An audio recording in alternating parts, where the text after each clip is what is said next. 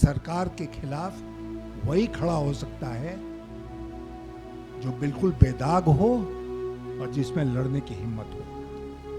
बाकी सब लोगों को ये लोग दबा देंगे, चबा जाएंगे। और इसलिए ये राष्ट्रपति चुनाव बहुत ही महत्वपूर्ण हो गया है। मुझे अपने सामने जो उम्मीदवार खड़े हैं उनके बारे में कुछ नहीं कहना है। मैं केवल एक बात आपसे कहूंगा कि ये आइडेंटिटी की लड़ाई नहीं, पहचान की लड़ाई कि वो किस वर्ग से आते हैं, मैं किस वर्ग से आता हूं, ये उसकी लड़ाई नहीं है।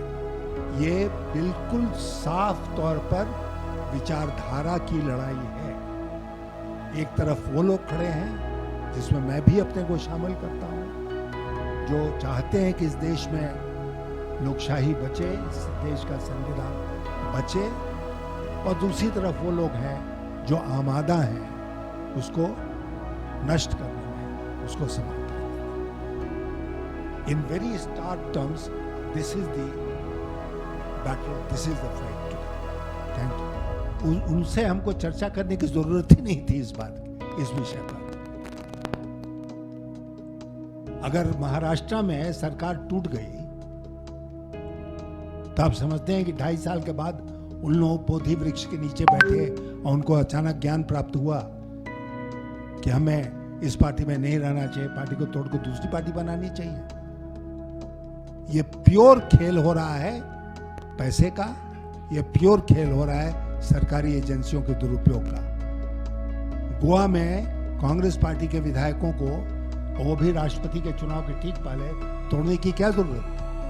कोशिश तो की इन्होंने, टूटा नहीं, वो दूसरी बात है। मैं भोपाल में था परसों। भोपाल में भरी महफिल में एक विधायक ने उठ के कहा कि हमको इतनी राशि का ऑफर है, अगर मैं वोट दे देता हूं भारतीय जनता पार्टी के कैंडिडेट के पक्ष में।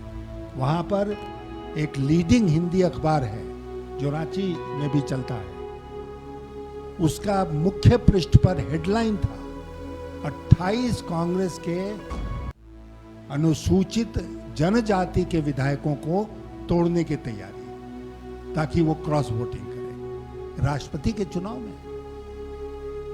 आप समझते हैं कि ये महाराष्ट्र की सरकार है, उसको गिरा देंगे। तो इस ओर मेरा इशारा था कि डर चारों तरफ है, क्योंकि आप जानते हैं कि पूरे देश में किस तरह एजेंसियों का दुरुपयोग। आप क्या समझते हैं? नहीं, आपसे मैं जानना चाहता हूं। आपने सवाल पूछा कि भारी पड़ रहा है। मैंने कहा आपसे पहले, मैं कह चुका हूं कि ये किसी पहचान की लड़ाई नहीं है कि मैं किस वर्ग से आता हूं, मेरे सामने जो प्रतिद्वंदी खड़ी हैं वो किस वर्ग से आती है, उसकी लड़ाई है। मैंने तो एक प्रेस कॉन्फ्रेंस में कहीं कहा था कि अगर आप सचमुच में उनको शक्ति देना चाहते हैं तो उनको देश का प्रधानमंत्री बनाइए। क्यों नहीं प्रधानमंत्री बना? अपना पद छोड़ के अनुसूचित जनजाति के किसी व्यक्ति को प्रधानमंत्री का पद सौंपते हैं, क्यों? राष्ट्रपति का पद जो बहुत गरिमा का पद है, लेकिन सीमित पावर का वाला पद है, ठीक है ना? तो उनको अगर चाहते हैं वो कि बहुत तरक्की करे ये वर्ग वो वर्ग, तो उसको प्रधानमंत्री बनाए जहां शक्ति है। एक गोप जी इनको बोल लेना।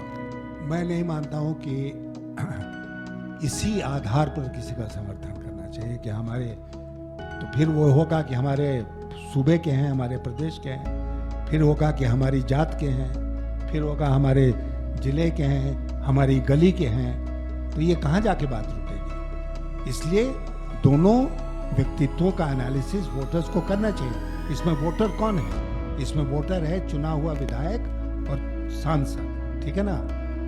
वोट में पार्टियों की तरफ से कोई व्हिप जारी नहीं होगा और वोट सीक्रेट है।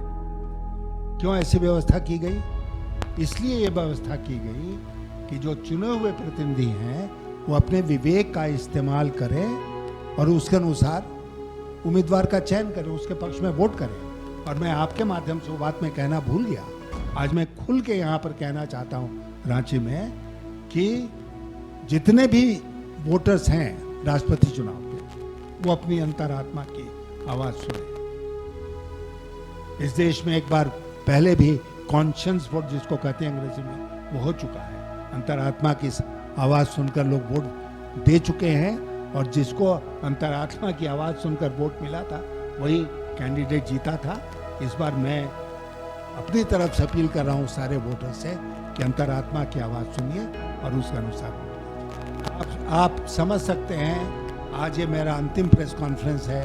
जितने प्रेस कॉन्फ्रेंस किए हैं उसमें सबसे फेवरेट सवाल यही है, और मैं कहता हूँ हमारे पुत्र से बात कर लीजिए, उनके बिहाफ पर बोलने का अधिकार हमको नहीं है।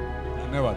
हमारी मान्यता है कि राजनीति में हर व्यक्ति को 5 फीट 11 इंच का होना चाहिए। धन्यवाद। झारखंड टाइम्स के साथ जुड़ने के लिए हमारे Facebook page Jharkhand times .live को लाइक करें। साथ ही साथ हमारे ऐप झारखंड टाइम्स को गूगल प्ले स्टोर से इंस्टॉल करना बिल्कुल न भूलें।